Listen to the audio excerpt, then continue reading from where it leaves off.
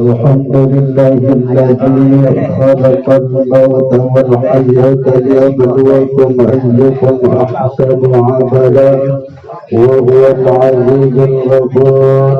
أشهد أن لا إله إلا الله وحده لا شريك له وأشهد أن محمدا عبده ورسوله.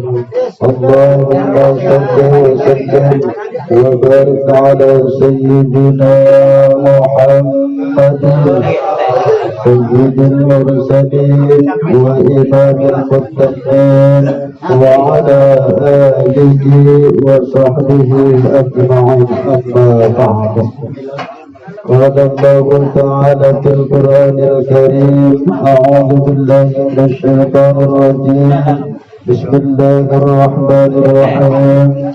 ولنبلونكم بشيء من الخوف والجوع ونقص من الأموال والأنفس والثمرات وبشر الصابرين الذين إذا أصابتهم مصيبة قالوا إنا لله وإنا إليه راجعون.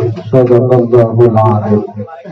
Yang saya hormati para alim ulama, para tokoh masyarakat, aparatur pemerintah, ketua RW, ketua RT, yang saya hormati juga bapak-bapak dan ibu-ibu jamaah takziah 3 hari atas meninggalnya Ibu Risah binti Nuriman.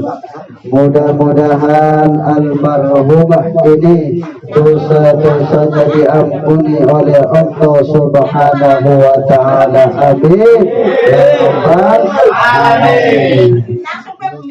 Mudah-mudahan kuburnya menjadi taman-taman surga Allah Subhanahu wa Ta'ala.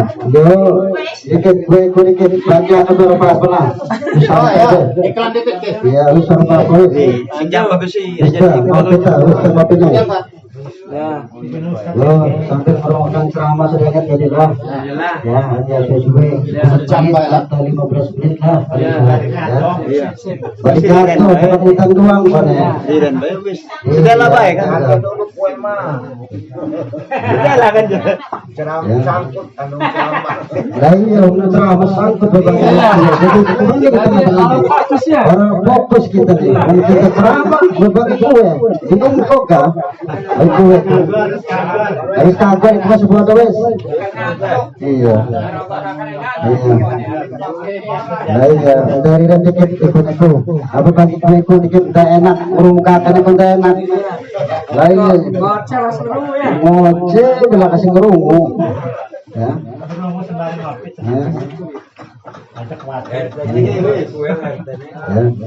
Jadi mudah-mudahan almarhumah ini diampuni dosa-dosanya oleh Allah Subhanahu wa Ta'ala. Amin.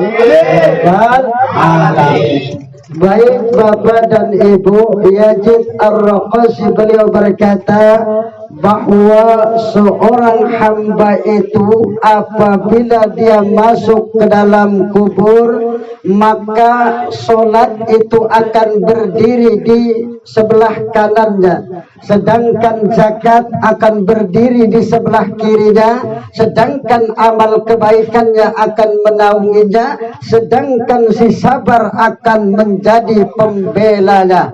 Lalu si sabar ini berkata kepada si solat, kepada si zakat, uruslah teman kalian, kalau kalian mampu aku akan diam, maka kalau kalian tidak mampu akulah yang akan bertindak. Itu kata sabar.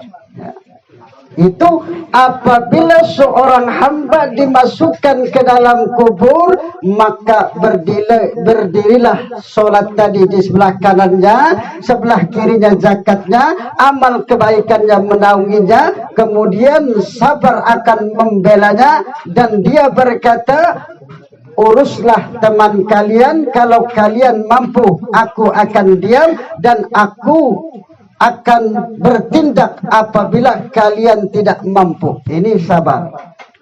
Maka sudah kepastian bahwa kita hidup di dunia ini pasti akan diuji oleh Allah Subhanahu wa taala. Betul tak? Diuji oleh Allah dengan ketakutan, dengan kemiskinan, dengan kematian. Sudah jelas dalam firman Allah dalam surah Al-Baqarah, "Walanabluwannakum bisyai'in minal khawfi wal ju' wa naqsin minal amwali wal anfusi was samarat wa basyirus sabirin alladzina idza asabathum musibah qalu inna lillahi wa inna ilaihi raji'un." Itu sudah ditentukan oleh Allah.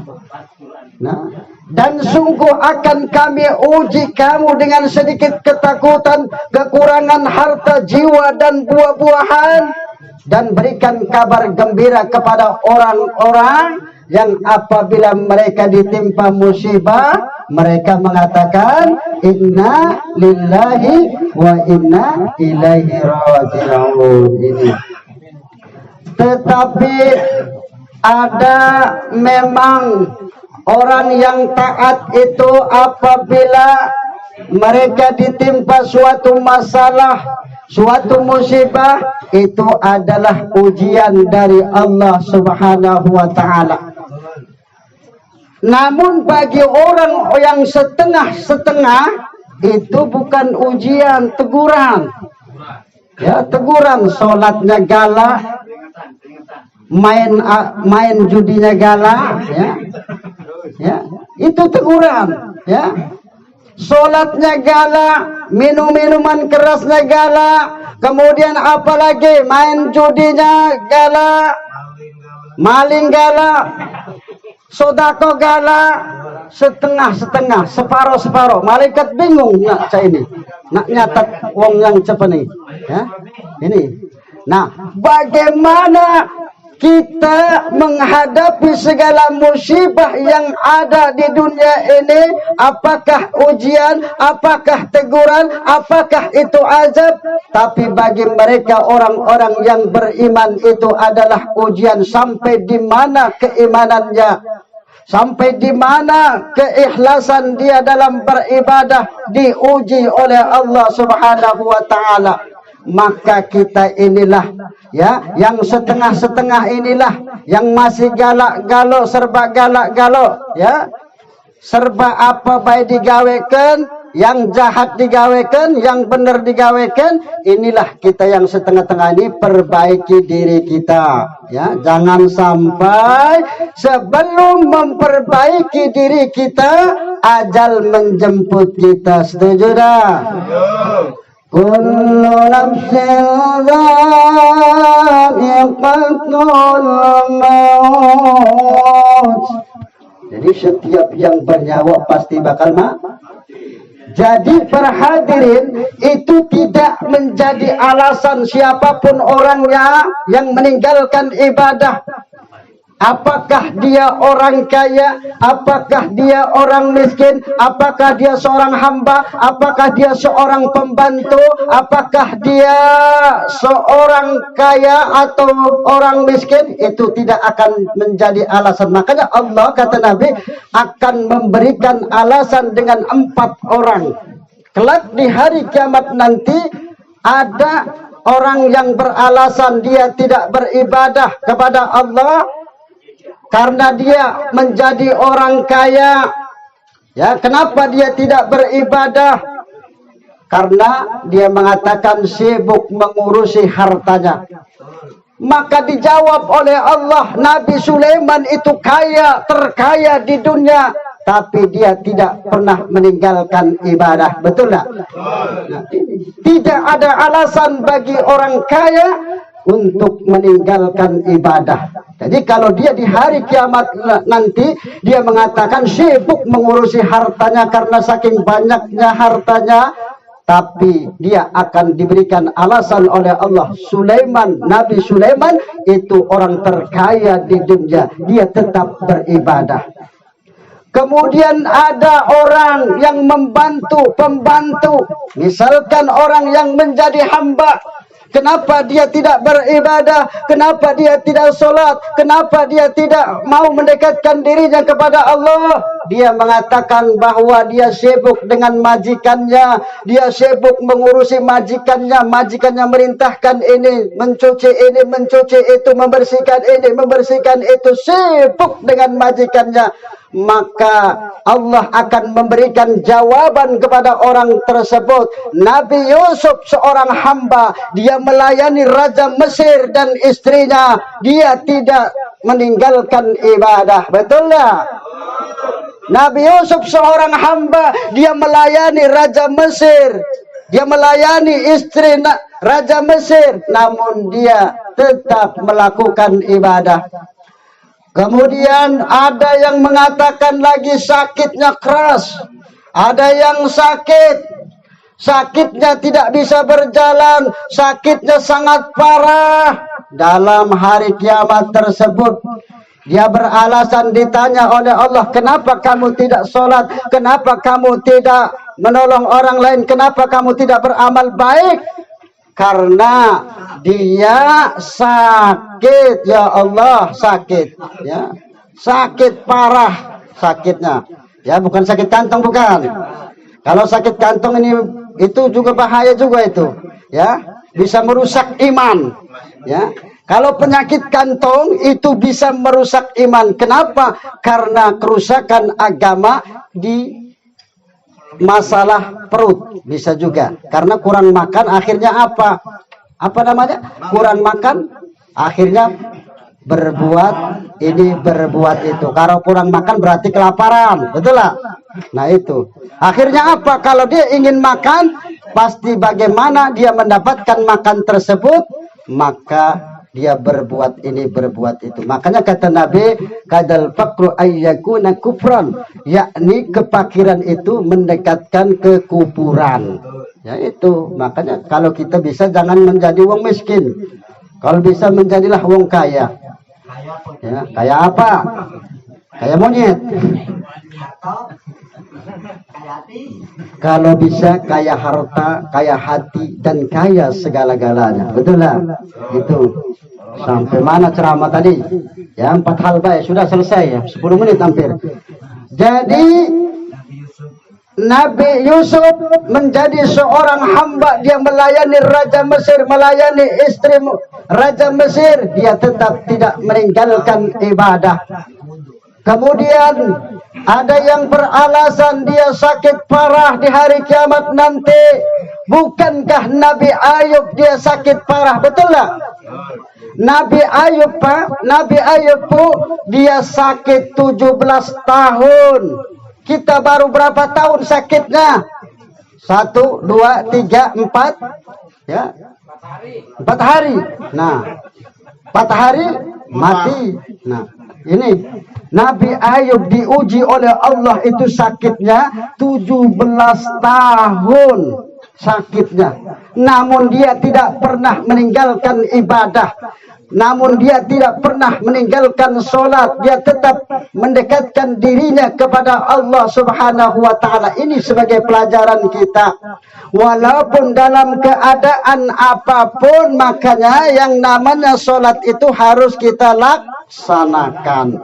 Tidak mampu berdiri dengan tidak mampu dengan duduk, dengan tidak mampu dengan berbaring, dengan isyarat tidak mampu disolatkan. Sudah selesai, habis, ya.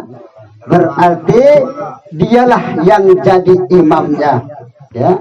Karena orang yang meninggal itu dialah yang jadi imam di depan, ya. Itu akhirnya selesai sudah. Tetapi untuk di dunia tidak selesai, di akhirat tidak selesai, di alam barzah. Makanya kita hidup di dunia ini beramal solehlah, berbuat baiklah. Apabila diuji oleh Allah dengan musibah, maka cirinya kita bersabar. Apa sih sabar itu? Sabar itu tarkus saqwa min alamil balwa li ghairillahi ta'ala. pengertian sabar itu tarku sakwa min alamil balwa li ghairillahi ta'ala, meninggalkan sikayah. Artinya meninggalkan sikayah artinya itu mengeluh, mengadu. Ya, mengadu kepada siapa? Kepada manusia. Mengeluh apalagi sampai mencakar-cakar wajahnya, sampai merobek-robek bajunya, itu tidak boleh dalam ajaran agama kita. Ya.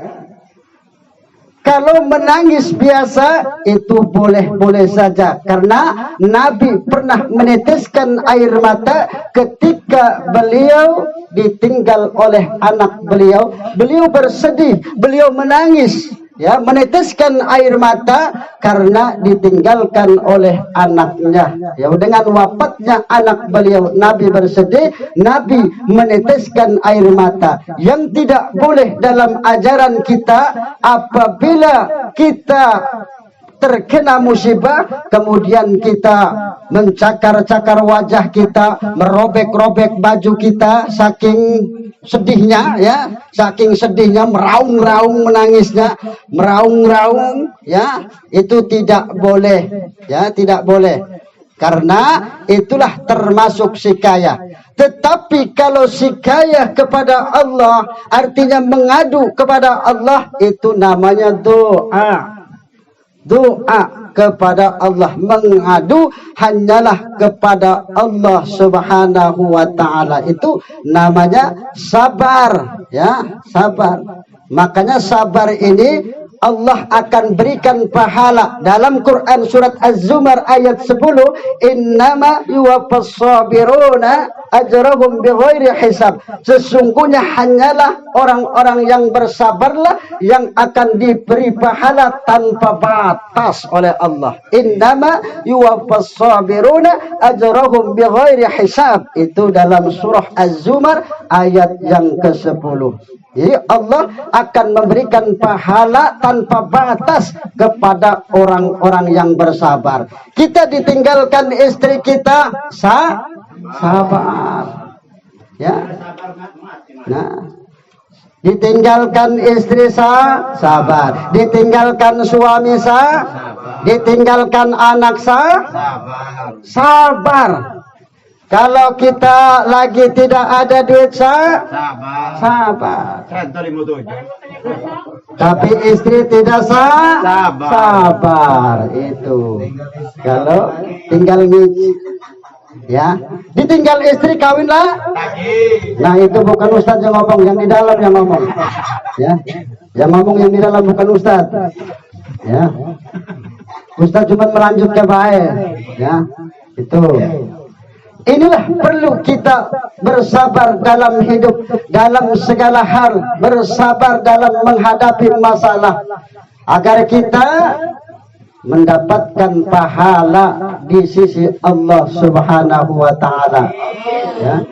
Jadi kembali kepada yang tadi, orang yang sakit seperti Nabi Ayub itu tidak pernah meninggalkan ibadah, betul lah? Makanya kita dalam keadaan apapun, sakit maupun tidak, maka kita harus ibadah. Apalagi sholat. Kasihan apalagi orang rumah kita yang sudah meninggal dunia. Tetapi kalau dia rajin sholat, mengirimkan doa, mengirimkan sedekah, maka di alam barzah tadi sang istri mengatakan, ini apa? Karena dikirim oleh suaminya, maka sang istri tadi di alam barzah dia mendapatkan wadah-wadah yang bercahaya. Kemudian ada yang bertanya, ini apa? Ini adalah kiriman dari bapaknya anak-anak, katanya.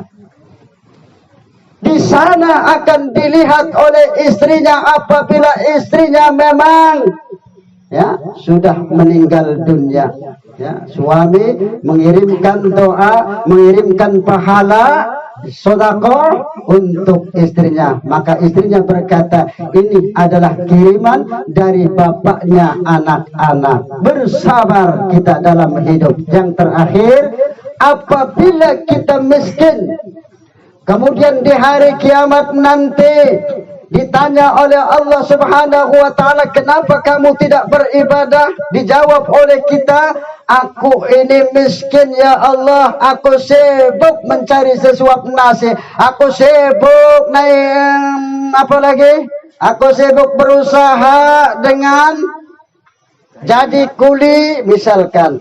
Ya, aku sibuk mencari duit untuk anak dan istriku, maka dijawab oleh Allah di hari kiamat nanti, bukankah Isa itu adalah orangnya fakir, miskin? Bukankah Nabi Isa itu adalah orang yang terfakir di dunia, orang termiskin di dunia, namun dia tetap beribadah kepada Allah Subhanahu wa taala. Ini makanya tidak ada alasan kita untuk meninggalkan ibadah kepada Allah Subhanahu wa taala. Betul tak? Makanya inilah mudah-mudahan bermanfaat, terutama untuk almarhumah. Mudah-mudahan diampuni dosa-dosanya oleh Allah Subhanahu wa taala. Dan yang terpenting keluarga yang ditinggalkannya diberikan kesabaran oleh Allah Subhanahu wa taala. Dengan adanya musibah seperti ini dilipat gandakan pahalanya di sisi Allah Subhanahu wa taala, karena itulah kelak yang akan membelanya di hari kiamat nanti, itulah yang akan membelanya di alam barzah tadi. Salat datang di sebelah kanannya, zakat datang di sebelah kirinya, amal kebaikan yang menaunginya, kemudian sabar diam karena masih